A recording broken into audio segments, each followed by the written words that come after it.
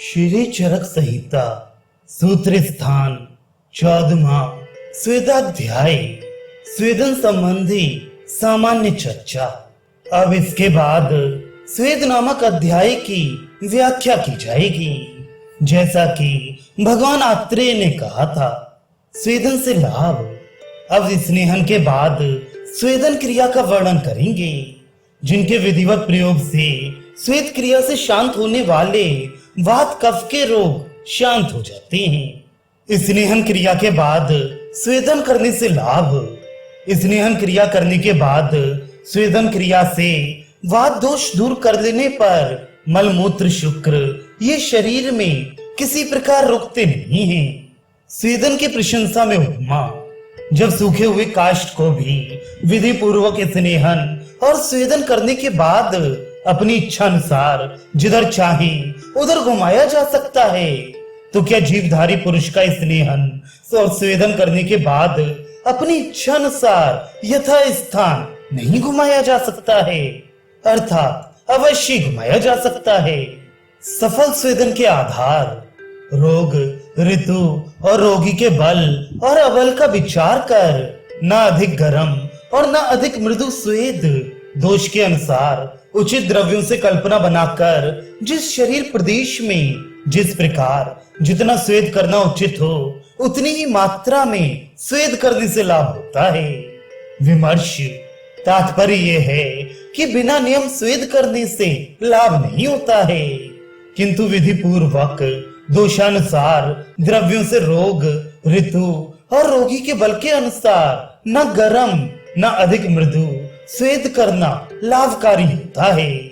देश का तात्पर्य यह है कि शरीर प्रदेश के भिन्न भिन्न स्थानों में भिन्न भिन्न प्रकार से स्वेद किया जाता है। स्वेद के महान, मध्यम तथा दुर्बल 3 भेद। रोग के बलवान होने पर, शीतकाल होने पर और शरीर के बलवान होने पर महास्वेद किया जाता है, और दुर्बल व्यक्ति में दुर्बल रोग होने पर और अल्प शीत पड़ने पर दुर्बल स्वेद करना चाहिए। रोग के मध्यम होने पर, मध्य बल होने पर और साधारण शीत रहने पर मध्यम स्वेद करना चाहिए।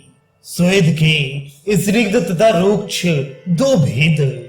वात कफ जन्य रोगों में स्निग्ध और रूक्ष, वात जन्य विकार में स्निग्ध और कफ जन्य विकार में रूक्ष द्रव्यों से बना हुआ स्वेद करना चाहिए। अमाशय तथा पक्वाशयगत दोषों में स्वेद विधि। अमाशय में यदि वायु कुपित हो तो रूक्ष द्रव्यों के द्वारा स्वेद कराकर बाद में स्निग्ध द्रव्यों द्वारा स्वेदन कराना चाहिए। यदि पकाशय में कफ कुपित हो तो पहले स्निग्ध द्रव्यों द्वारा स्वेद कराने के बाद रूक्ष द्रव्यों से स्वेदन कराना चाहिए। वृषण आदि स्थान पर स्वेद मात्रा। वृषण अर्थात अंडकोश, हृदय, नेत्र, इनका स्वेदन नहीं करना चाहिए, यह मृदु स्वेदन करना चाहिए, और वंक्षण संधि में मध्यम स्वेद करना चाहिए। इनसे अतिरिक्त अंगों में रोगानुसार तथा आवश्यकता अनुसार स्वेद करना चाहिए। नेत्र की स्वेदन विधि। नेत्र का स्वेदन करते हुए कमल की या नील कमल की पत्ती से नेत्र ढककर स्वच्छ कपड़े की गद्दी बनाकर अथवा गेहूं के आटे का पिंड बनाकर नेत्र का मृदु स्वेदन करना चाहिए। हृदय की स्वेदन विधि।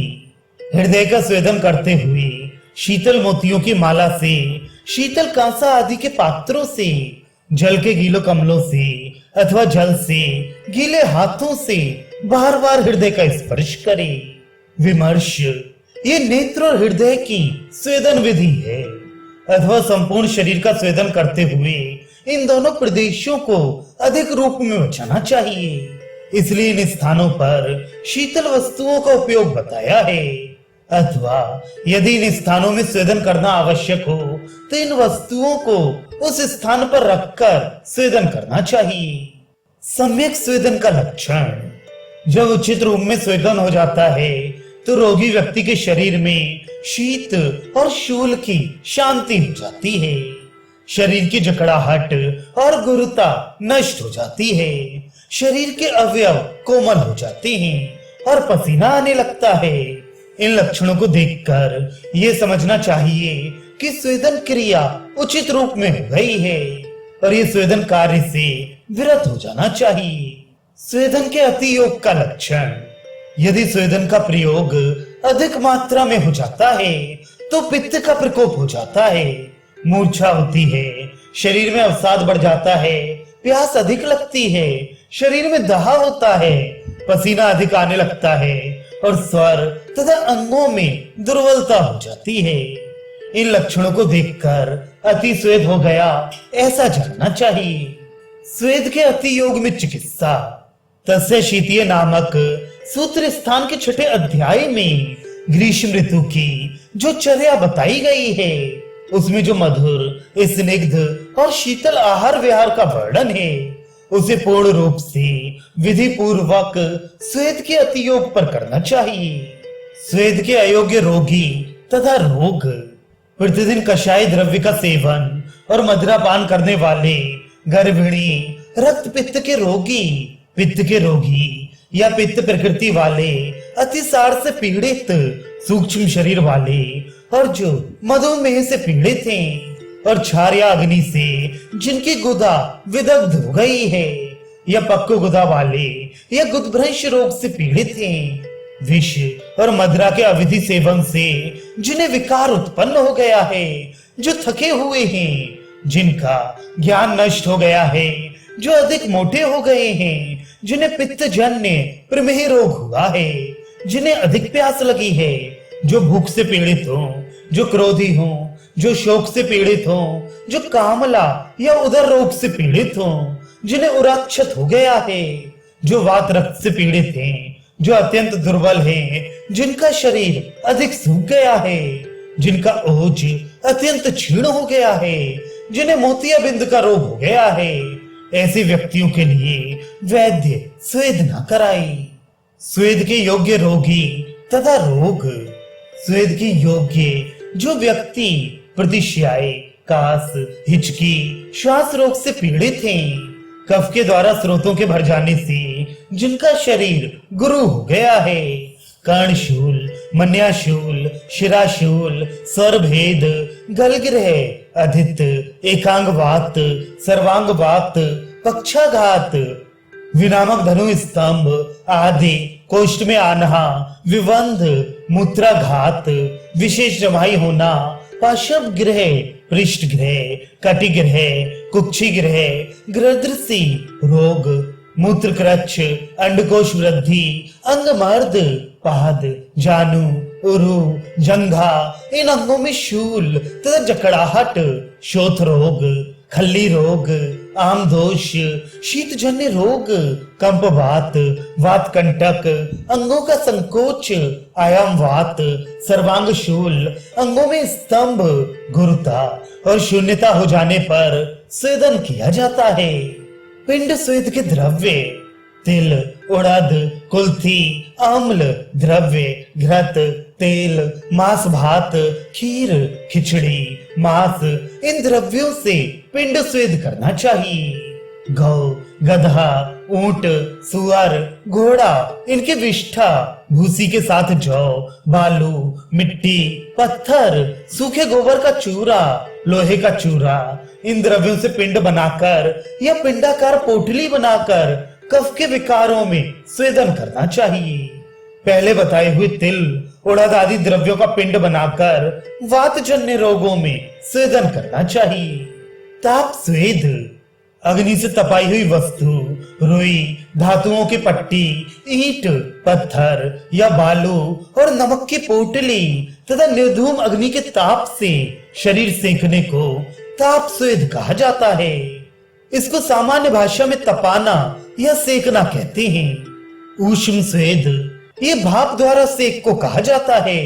ये स्वेद 3 प्रकार से किया जाता है।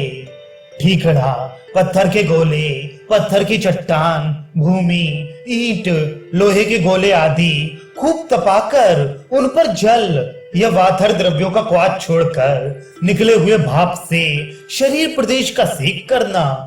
दूसरा, एक चौड़े मुंह के पात्र में द्रव वस्तु जैसे जल, दुग्ध, क्वाथ आदि द्रव्यों को रखकर आग पर उबालना और उससे जो भाप निकले उसके द्वारा शरीर प्रदेश का सेक करना।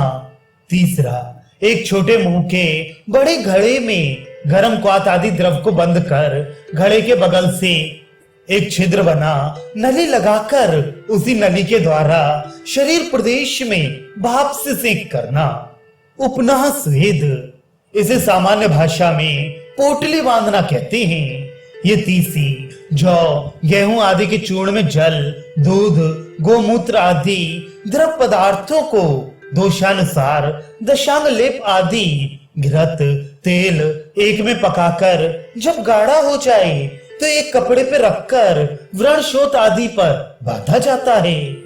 द्रव स्वेद, जल आदि द्रव पदार्थों को गर्म कर या गर्म क्वाथ में रोगी को बिठाकर या शरीर प्रदेश पर ऊपर से धार छोड़ते हुए सेक किया जाता है। इसके अवगाह पर शेक में दो भेद होते हैं। गर्म क्वाथ आदि में बैठकर सेक करने को अवगाह स्वेद और ऊपर से धार गिराने को परशेक स्वेद कहते हैं। प्रस्तर स्वेद के द्रव्य दोष, रोग और मनुष्य के बल के अनुसार ऊपर बताए हुए द्रव्य प्रस्तर स्वेद में भी काम में लाए जाते हैं। स्वेदन के लिए विविध स्थान, धूम से रहित अंगारों से तपाए हुए भूग्रह, जिनताक में, उष्ण गर्भगृह में, संपूर्ण शरीर में वाताग्नि तेल का मर्दन कर सोने से सुखपूर्वक स्वेदन हो जाता है। नाड़ी स्वेद के द्रव्य, देश काल के विभाग को जानने वाला और युक्ति की अपेक्षा रखने वाला उत्तम वैद्य ग्राम में आनूप मांस और जलीय जीवों का मांस, दूध, बकरे का सिर, सुअर का मेधा, पित्त, रक्त, तेल वाले एरंड आदि तथा तिल एवं तंडुल, इन सबका क्वाथ बनाकर नाड़ी स्वेद में इनका प्रयोग करना चाहिए। अथवा वरना गिलोय, एरंड का मूल, सहजन की छाल, मूली का पंचांग, सरसों की पत्ती, अड़ूसा की पत्ती, बांस की पत्ती, करंज की पत्ती, मदार की पत्ती, पाषाण भेद, अश्वंतक की पत्ती, शोभांजन, लाल सहजन की पत्ती, कटसरैया की पत्ती, मालती की पत्ती, सफेद तुलसी की पत्ती, काली तुलसी की पत्ती, इन सबों का क्वाथ बनाकर नाड़ी स्वेद में प्रयोग करना चाहिए। गंध तृण, दोनों पंचमूल, मदिरा, दही का पानी, गोमूत्र, कांची, इन्हें कर्म कर भूतिकाद आदि का क्वाथ बनाकर इसने मिलाकर नाड़ी स्वेद में प्रयोग करना चाहिए। अवगाह स्वेद के द्रव्य क्रम से वात, कफ और वात कफ जन्य रोगों में जिन द्रव्यों से नाड़ी स्वेद का प्रयोग किया जाता है उन्हीं द्रव्यों का क्वाथ बनाकर एक बहुत बड़े पात्र में रखकर उसमें बैठने से या अंगों को डुबो देने से अवगाह स्वेद हो जाता है। इसी प्रकार घृत, दुग्ध और तेल को एक बहुत बड़े पात्र में रखकर उसमें बैठकर या अंगों को डुबोकर अवगाह स्वेद किया जाता है। ये अवगाह स्वेद करने की विधि बताई गई है। उपनाह स्वेद के द्रव्य गेहूं के टुकड़े, जौ का आटा, इन दोनों को कांजी और तेल आदि स्नेह द्रव्य, किट्टे नमक, इन सबको एक में पकाकर पुलटिस बांधकर नाड़ी स्वेद करना उत्तम होता है। तगर आदि सुगंध द्रव्य, मदिरा, सुराकिट्ट, जीवंती, सौंफ, तुलसी, कूठ, तेल, इन सबको एक में पकाकर गरम कर पुलटिस बांधना चाहिए। ऊपर बताए हुए द्रव्यों की पुलटिस रखकर लोम युक्त दुर्गंध रहित अर्थात जो सड़ा गला ना हो ऐसे उष्णवीर वाले चमड़े से बांध देना चाहिए।